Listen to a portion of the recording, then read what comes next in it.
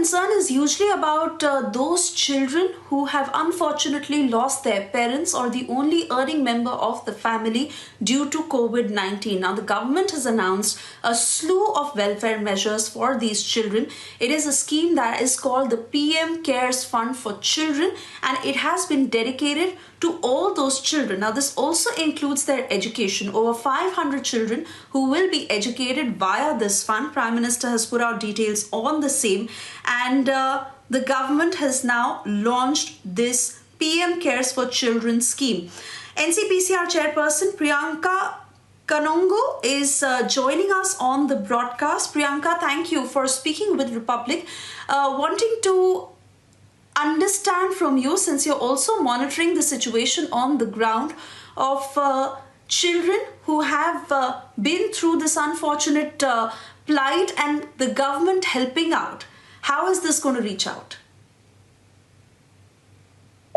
देखिए, ये जो प्रधानमंत्री जी ने कल पीएम केयर्स फॉर चिल्ड्रन की घोषणा की है, ये निश्चित रूप से उन बच्चों के लिए बहुत मददगार साबित होने वाली योजना है जिनका भविष्य अंधकार में चला गया था और उनके सामने इस वक्त कोई चारा नहीं दिख रहा था। वहाँ पर पीएम केयर्स फॉर चिल्ड्रन उनकी एजुकेशन को, उनकी वेलबींग को, उनके फ्यूचर को सिक्योर करने के लिए एक बहुत ही इफेक्टिव स्कीम है और मैं कहूँगा कि दुनिया में ये माइलस्टोन बनकर आएगी।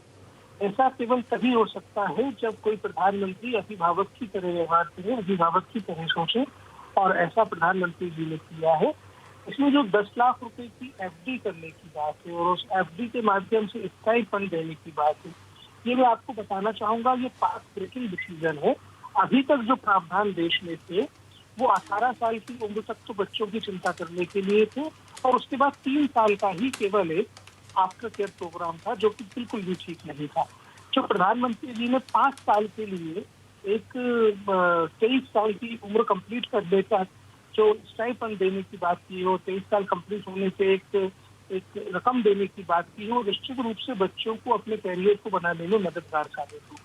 इसके साथ जो फॉरेन एजुकेशन के लिए लोन की बात की है, जो एजुकेशन लोन के लिए बात कही है, वो निश्चित रूप से इन बच्चों को ये एहसास कम करने में मदद करेगा कि वो माता पिता के बिना हैं अब, और माता पिता के ना होने पर उनके भविष्य की चिंता सरकार कर रही है, प्रधानमंत्री कर रहे हैं, पीएम केयर्स फंड कर रहा है। ये उन बच्चों को बड़े होने तक ट्रॉमा से निकालने का भी काम करेगा, एक प्रकार का हीलिंग का काम, उनकी रिहेबिलिटेशन की प्रोसेस को तेज करने का काम ये घोषणा करेगा।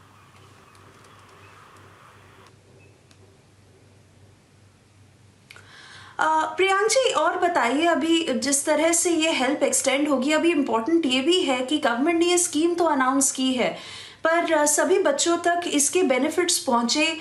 जिस तरह का पेपर वर्क कई बार करना पड़ता है और अभी फैमिलीज ऑलरेडी डिस्ट्रेस्ड है, बच्चों के केयर टेकर्स कौन हैं, किस तरह से हेल्प एनसीपीसीआर भी उस फ्रंट पे करेगा टू इंश्योर कि ये सभी फॉर्मेलिटीज में बहुत टाइम ना लगे और ये प्रोसेस स्मूथली जाए, जो गवर्नमेंट की स्कीम है वो बेनिफिट बच्चों तक सही तरह से पहुंचे। Yes, we are on it. We are regularly working on it.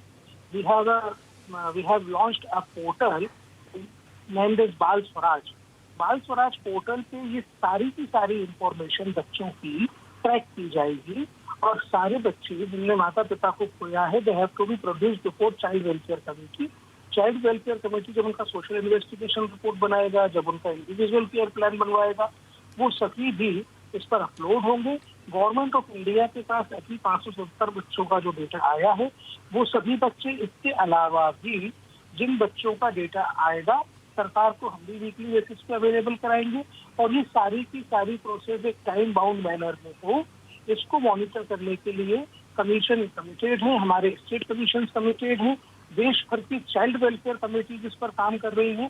तो मुझे नहीं लगता कि किसी भी बच्चे को किसी प्रोसीजरल एरर के कारण दिक्कत होगी और कहीं अगर ऐसा दुर्भाग्य से होता भी है तो वहाँ पे कमीशन और डिस्ट्रिक्ट चाइल्ड प्रोटेक्शन यूनिट्स काम कर रही हैं। We are working 24 hours. तो जब भी हमारे पास शिकायत आएगी हम लोग तुरंत उसका निदान करने के लिए काम करेंगे। प्रियांक जी, बहुत जाहिर सी बात है कि एजुकेशन स्कीम है तो it is a process that will continue for many many years to come. और अभी कोविड सिचुएशन भी इतनी अनसर्टन है कि हमें पता नहीं है कि किस तरह से ये इम्पैक्ट करेगी। ऑलरेडी ऑनलाइन एजुकेशन है, रूरल एरियाज का भी प्रॉब्लम है जहाँ पर बच्चों के पास लैपटॉप या ऑनलाइन एक्सेस नहीं है। Will the NCPCR be adding on all these fronts as well? Definitely जिन बच्चों के साथ इस प्रकार की दुर्घटना हुई है उनको जब सीडब्ल्यूसी के सामने प्रोड्यूस किया जाता है तो चाइल्ड वेलफेयर कमेटी जिले के 5 लोगों की एक कमेटी होती है जिसमें उसी डिस्ट्रिक्ट के legal expert, psychiatrist, child right activist ये लोग समाविष्ट होते हैं। जब ये सारी समस्याएं बच्चों से संवाद होता है, ये सारी समस्याएं उनकी सोशल इन्वेस्टिगेशन रिपोर्ट में लिखी जाती है, उसके अनुसार उनका इंडिविजुअल केयर प्लान बनता है और इन सभी समस्याओं के निदान के लिए उस पर काम किया जाता है। यहाँ पे एक बात मैं बताना चाहूंगा, कल जो प्रधानमंत्री जी ने PM cares for children plan घोषित किया है, जो स्कीम घोषित की है, उसमें केंद्रीय विद्यालय, नवोदय विद्यालय, सेंट्रल गवर्नमेंट के अन्य स्कूल, इन सभी के दरवाजे बच्चों के लिए खोल दिए हैं। जो बच्चे प्राइवेट स्कूल्स में पढ़ रहे हैं उनको ईडब्ल्यूएस कैटेगरी का, उनको डिसएडवांटेज कैटेगरी का माना जाएगा और उनकी फीस की प्रतिपूर्ति प्राइवेट स्कूल में पीएम केयर्स फंड के माध्यम से की जाएगी। ये बहुत बड़ा निर्णय है और मेरी यहाँ पे अपील है सभी राज्य सरकारों से, खासतौर पे वे राज्य सरकारें जो ईडब्ल्यूएस कैटेगरी के बच्चों को बेनिफिट्स नहीं दे रही है, जैसे केरल की सरकार है, वो गरीब बच्चों को प्राइवेट स्कूल्स में एडमिशन नहीं देती है।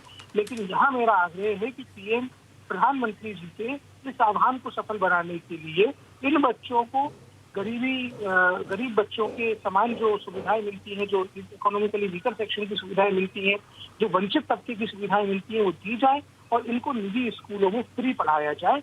अभी केरल सरकार जैसी सरकारों का पैसा नहीं लगेगा, पैसा पीएम केयर्स देगा, लेकिन उनको फैसिलिटेट करना है। अगर कहीं से भी हमको ये पता चलेगा कि कोई सरकार इसमें हीला हवाला आनाकानी कर रही है तो कमीशन सख्त से सख्त कदम उसमें उठाए।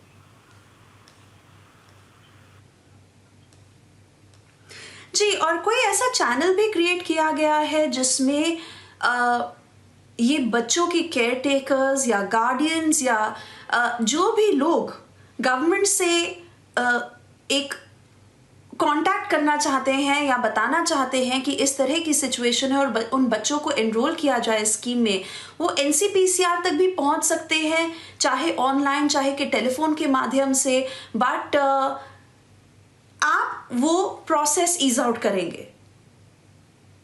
देखिए, सामान्य जन के लिए बहुत ही आसान प्रक्रिया है, केवल एक फोन नंबर डायल करना है 1098।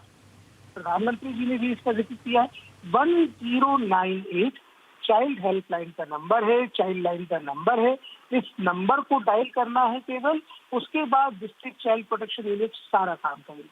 अगर कहीं और किसी प्रकार की मदद की जरूरत पड़ती है तो सीधे आयोग को ईमेल कर सकते हैं, सीधे मुझे ईमेल कर सकते हैं। मेरा ईमेल आईडी है cp.ncpcr@nic.in। इसके अलावा जिन बच्चों को साइकोलॉजिकल मदद की जरूरत है, जिनको काउंसलिंग की जरूरत है ट्रॉमा से बाहर निकलने के लिए, उनके लिए एक डेडिकेटेड टेली काउंसलिंग प्लेटफॉर्म है जिसका नंबर है 1800-181-2830। ये संवेदना का टेली काउंसलिंग प्लेटफॉर्म है। इस पे फोन करके बच्चों की काउंसलिंग की जो कमी है उसको पूरा किया जा सकता है। उनको अकेलेपन से दूर करने के लिए, उनकी मनोवैज्ञानिक समस्याओं के हल के लिए विशेषज्ञ इस पे अवेलेबल है।